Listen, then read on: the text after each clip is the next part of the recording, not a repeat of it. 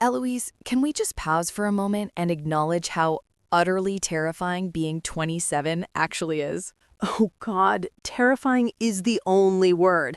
It's the age where the fun, chaotic energy of your early 20s abruptly ends and the terrifying, silent pressure to have it all figured out begins. Exactly. It's like a biological and social clock simultaneously started ticking, and suddenly every choice feels weighted with irreversible consequences. I feel like I'm standing at a massive intersection with no road signs. The intersection is the worst part.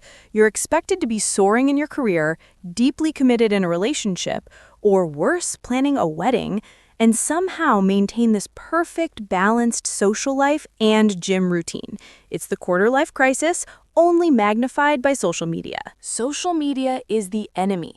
I scroll for 5 minutes and see someone my age closing on a house, getting a major promotion, or announcing a perfectly curated engagement. It instantly makes my life, which is frankly quite good, feel substandard. We are suffering from the comparison trap. We're comparing our messy, complicated, behind-the-scenes reality to everyone else's highlight reel. It makes you feel like you're personally failing the universal adulting test. I think the biggest anxiety is the career track. I love my job, but I'm constantly wondering if I should be hustling harder, pivoting, or enrolling in some advanced degree just to keep up. That pressure is relentless. For women, it's double the anxiety.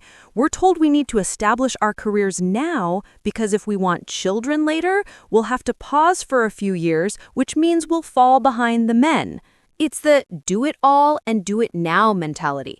Build the perfect professional foundation, but also find the perfect partner and secure the perfect reproductive timeline. It's exhausting just thinking about it. And the subtle societal judgment if you prioritize one over the other. If you focus solely on career, you're often labeled cold or careerist. If you focus on finding a partner, you're seen as lacking ambition. We can never just exist.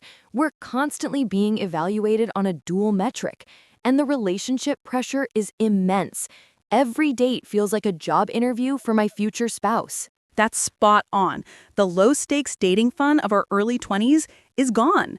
Now every new person is immediately screened for long-term compatibility, financial stability, and shared parental vision.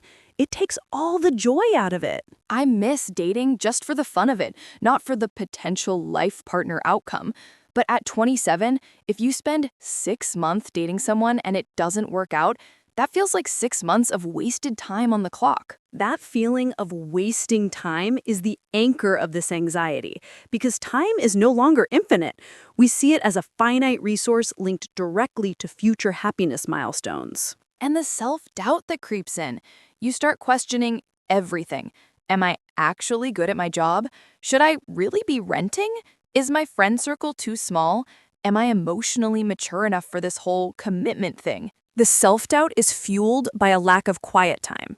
We're so busy optimizing, hustling, and scrolling that we never give ourselves the space to sit still and realize that being slightly lost is actually a perfectly normal part of human development. We've been trained to believe that being lost is a moral failing, not a necessary step towards self-discovery. We have to actively fight that programming. I've started trying to redefine what success means for me personally, rather than accepting the external, capitalistic definition. What does your personal definition look like now? It's less about the job title and more about autonomy and internal peace. Can I control my own schedule? Am I creating space for the things I actually love? Am I maintaining high-quality, supportive relationships? If those boxes are checked, the salary number is secondary. That's a beautiful way to frame it. My internal metric would be authenticity and courage.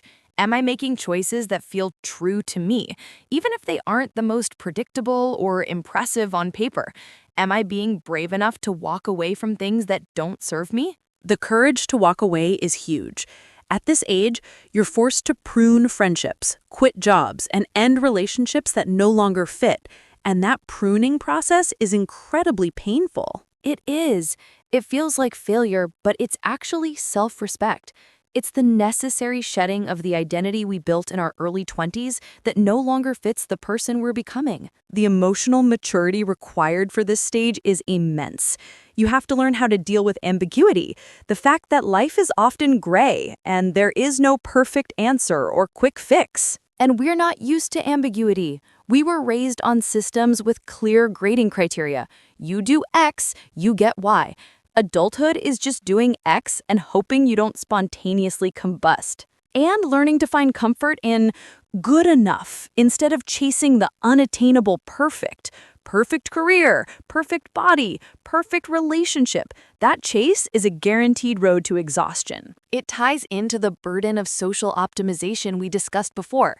We feel like we should be constantly upgrading ourselves, like a software update.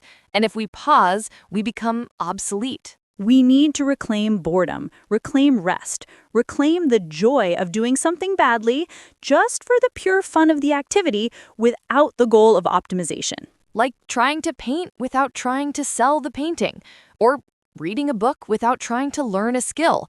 Just being. Yes, we need to make space for the messy, inefficient parts of life, because that's where genuine happiness actually resides, not in the perfectly curated photo, but in the chaotic moment between the photos. I think the most important thing we can do for ourselves in the late 20s is establish strong, non-negotiable boundaries against external pressure. What does that look like practically? It means limiting the comparison scroll. It means defining what career success looks like for me, regardless of what my colleagues or parents think. And it means being okay with not knowing what the next 5 years looks like. And putting energy into those supportive, authentic friendships, like this one. Because having someone else confirm that the pressure is real and that being lost is normal makes the whole thing manageable. It turns the pressure cooker into a conversation. We're not failing, we're just building the blueprint for the rest of our lives from scratch, which is a massive undertaking. And we deserve credit for that effort. We're resilient, capable, and we're going to figure it out even if the timeline is messier than we planned. Exactly. Let's make a pact right now. We're officially taking the quarter-life crisis off the intensive care list and moving it into the required development category. I love that. Required development. Now, let's go get some terrible, unoptimized takeaway and talk about absolutely nothing productive for an hour. Perfect. That sounds like true peace.